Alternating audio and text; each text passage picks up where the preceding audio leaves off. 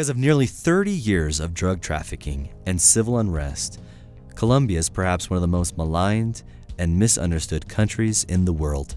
Both the mainstream media and Hollywood have made it the subject of debate and entertainment. Yet there is a side to Colombia that few people have discovered. With its beautiful scenery, teeming cities, growing industry, gorgeous flowers, and the delightful aroma of its coffee, the Colombian people feel very badly when the only subject that most of the world can relate to Colombia is cocaine. Since 1973, Craig and Fran Lingo have been planting churches and training national personnel in Bogotá, the capital city.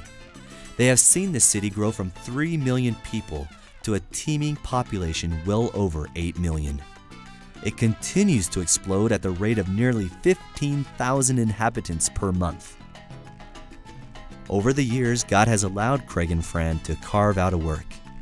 They have participated in the planting of 5 churches in Bogotá and 2 missions in 2 other mid-sized cities. They are currently working with 2 churches, one in La Castellana and one in Normandia. Both of these works have growing and exciting programs. Through the youth camp developed since 1990, God has given the Lingos the privilege of reaching, training, and mentoring some of the finest young leaders you will ever find. They are devoted followers of Jesus Christ and have forsaken all to follow and serve Him. In 2005, the Rawlings Foundation offered to develop an extraordinary camp facility at one of the most beautiful spots in Colombia. Just 50 minutes outside of Bogotá lies Tierra Alta, the highlands.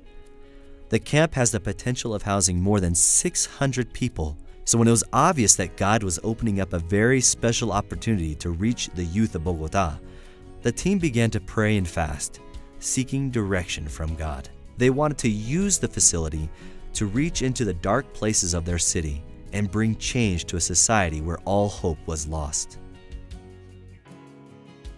God began to lead the churches through some remarkable changes. Certain phrases began to catch on and guide the churches down a path that they had never traveled before.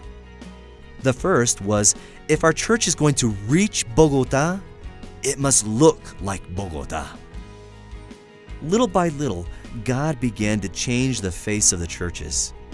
They became places that welcome people from every social status, every background, and from every imaginable sinful behavior. In the fall of 2008, the team placed before the Lord the possibility of working with a public school called República de Colombia. It was the alma mater of Alejandro Torres, the youth director of the team. Since his graduation, the school had grown and was serving some of the most needy people in the area. So the team began preparing the church.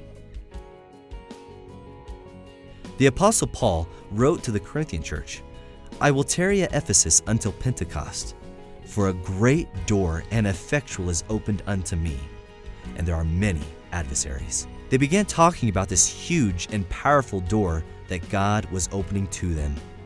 The Greek term is mega. So now the project had a name, La Mega Puerta. The churches could identify with the conditions that Paul faced in Ephesus, and they dreamed of the work that God would bring about, creating lasting and effective change on such a scale that the school and the neighborhood would be transformed.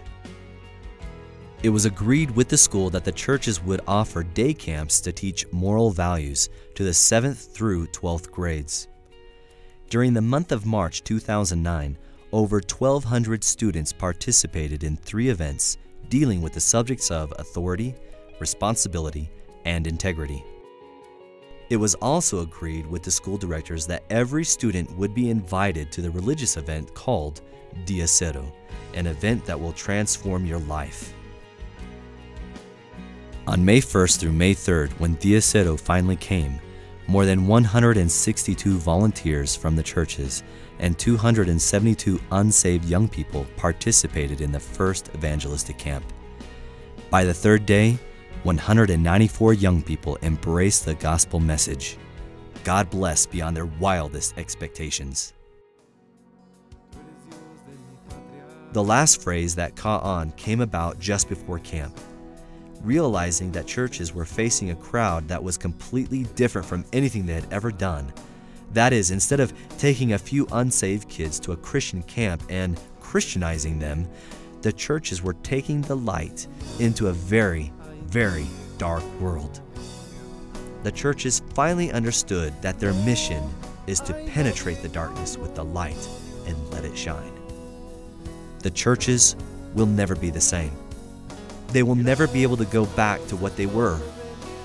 They not only understand, but they have experienced a church that looks like Bogota.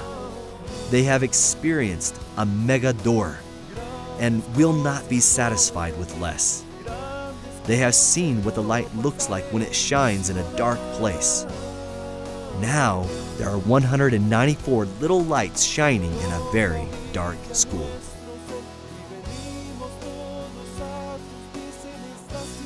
Paul stated, and there are many adversaries. Thank God for that statement. It helped to understand that when the teachers began to oppose the project, it was because something big was coming. When a picture of the church building appeared in the largest newspaper in Colombia, 314,000 copies per edition, under the title of an article warning all churches that they had until December 31st, 2010 to get all of their buildings up to code, the people understood that God put the picture there. He did it precisely when they would be welcoming all of these new believers into the fold. Not a single adversary can shut the door that God opens. No hay nadie como Dios.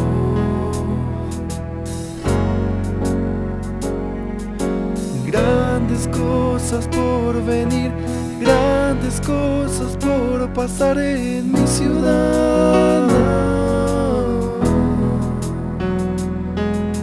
Grandes cosas por venir, grandes cosas por pasar aquí.